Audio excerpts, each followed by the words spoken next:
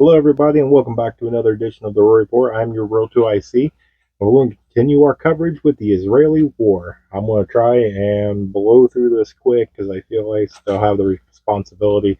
Told you guys as best as I could I would do a daily update with the headlines. We are full fledged, even if this does not go big like a lot of us think that it will. We are definitely 100% in an information war right now.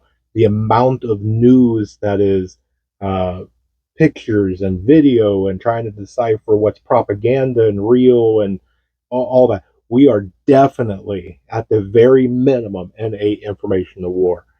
So a lot of headlines flooded in today. I did my best throughout the day when I got home. It is Halloween, so happy Halloween to all of you that celebrate. Um, I got just hammered at work today. It is definitely heating pad day. Right after I post this video, which I'm sure none of you care about. You were just saying, "We'll get on with the report," so I will do that right now. Again, in no particular order. Here is the headlines.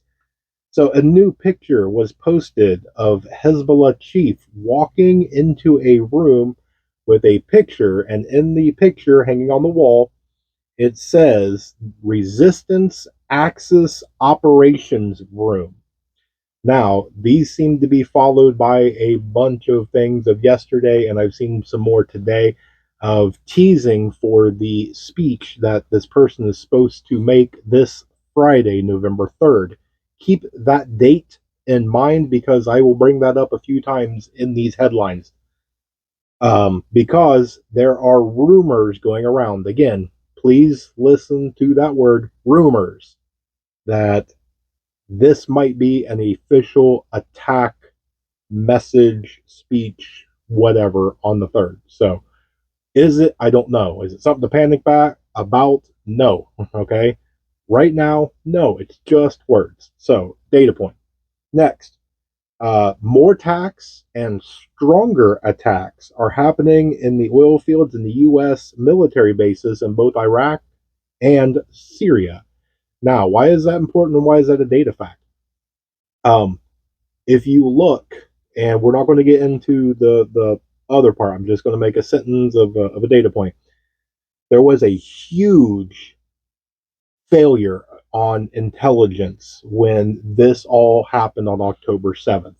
This huge surprise of one of the supposed greatest intelligent military intelligence on the planet. And there was this surprise that came out of nowhere. Huge intelligence failure. Okay. I'd say that, whether you want to say anything about that, there was a failure. Okay. Going into that, we have a military intelligence. We keep getting popped. We, the U.S. The U.S. keeps getting popped over here on these bases and these oil fields. Why? Now, I know we're shooting down, before you start keyboard worrying, I know we're shooting down a lot of these missiles and these drones, but some are making it through. Why has our intelligence seemed to have failed? Why are we not picking up on this? Is there some other communications? Is something have whatever this is? Have this gone back for years and years and years? And this is all written down that on Tuesday at 3:05 p.m. this gets launched, and then Wednesday at 9:17 two of these get, like, is this something to where there is no communication needed to be picked up on to where you can't really gather a whole bunch of intel? Something's going on, but let's move on. So the Iranian foreign minister was quoted, quote, "We have info that American forces in Israel are not advisory but rather participating in the theater of war." That is a bold statement, which end quote there. Uh, to say that. Now, granted, there is no, they say we have proof, they didn't put out the proof. So that is just statement that's words until they put out proof, which in this case, is the US operating in there other than an advisory role? More than likely. Can I prove that? No. But it's no secret that probably a lot of special forces from all over the world of different countries are in there operating. So for that to be outlandish or far fetched, no, it's pretty believable. The Prime Minister of Egypt, quote, "We are ready to sacrifice millions of lives so that no one comes close to our lands," end quote. I don't even know where to begin to break that statement down. That gets you no friends when it comes to a threat. When you back somebody up and they basically throw their arms in the air and they say, look, we don't care about anybody but right here. I get that it's an Egypt first policy, but you basically just kind of said screw the planet as long as we're okay. I get it to an extent, but if say I don't know, Australia is down there minding their own business. Why does Australia have to kind of deal with what you're doing? Which there's a lot of arguments, a lot of different things to be made with this. We're just going to move on. It's data point what he said, but here's another quote that he followed with that of we will not allow regional issues to be resolved at Egypt's expense. Now we just kind of hinted at that with, if we're a different country kind of minding our own business, why does this regional conflict that we have nothing to do with have to be, at our expense? Why do we have to deal with consequences of it? Now I understand I'll probably get a bunch of people to come in here. Well, you got to do it this way. You got to. Okay, I get it. I get it. I'm just saying there's a lot of rhetoric. There's a lot of threat. There's a lot of just really wild accusations and sentences and different things being thrown out. I'm putting these out as data points. Okay, so let's move on. The Yemen armed forces. So these are the Houthis have announced their entry into the war, and they have confirmed that this is the official one. Uh, they say that they have sent dozens of missiles and drones to strike into Israel. Now, Israel, this is why this is confirmed. Israel, in response, the Israeli Security Cabinet is now considering the possibility of launching an airstrike against the Houthi rebels in Yemen. So, they officially said, hey, we're jumping into this. And Israel said, if you do, guess what? We're now going to maybe target you as an airstrike. So, data points, this looks like this is expanding. As we've been saying from basically day one of coverage, this looks like this isn't just going to be a little border skirmish. The second I put a video out, I was like, man, this feels different. Something's not right. This feels like it's going to grow and escalate. And so far, every country, it seems like, just escalates this. Let's finish this out. I got a couple more things. So, the Shiite factions in Lebanon have given Israel until 1500 local time, their local time, on November 3rd. There's that November 3rd again, to stop all attacks.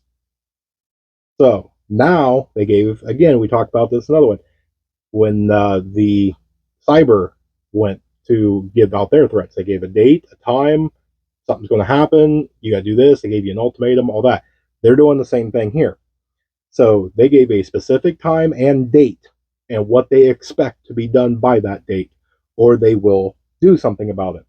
Now, Hezbollah followed that statement, posting a picture that translates to wait for Friday. So now they're jumping on board. Seems like everybody's kind of getting into it. So you got the Yemeni Houthis. Now you've got Hezbollah. Now you've got some of the Iranian-backed militia and everything. Everybody keeps going back to this November 3rd. And now remember, that's this Friday. That is when this chief is supposed to make a big announcement / speech. Then they've been putting out a ton of things. Now, we probably won't see very many, maybe on Telegram and some of the other off mainstream, but the on X or Twitter or whatever it's called, I don't know, the Hezbollah official channel has been suspended. So we may not get to see the same things that we have been seeing. Now, the Pentagon has announced today that 300 more troops are going to be deployed to the Middle East, followed by the announcement of two Iranian supposedly spy ships are now in the Red Sea. So that's lovely.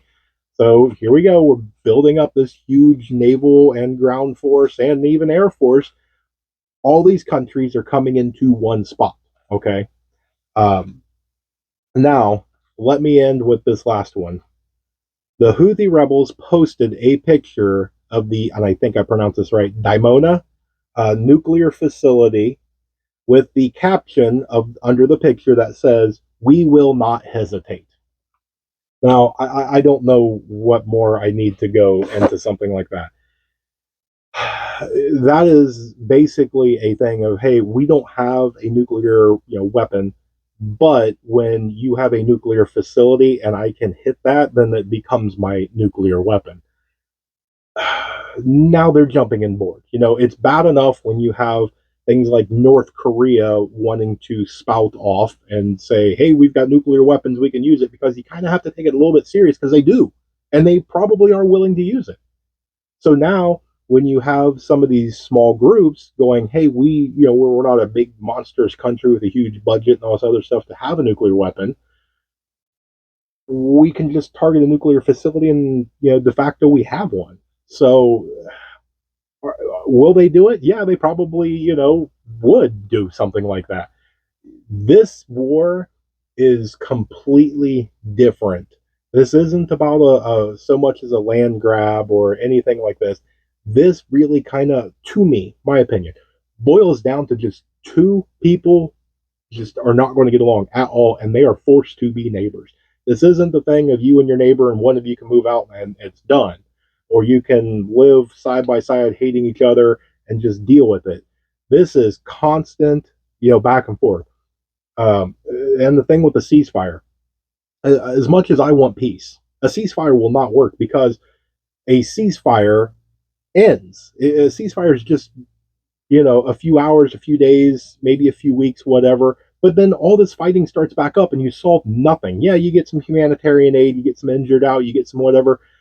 But while all that good stuff is happening, all they're doing is gearing back up, restocking, resupplying, getting all the fuel and supplies, setting up, getting strategies, all that.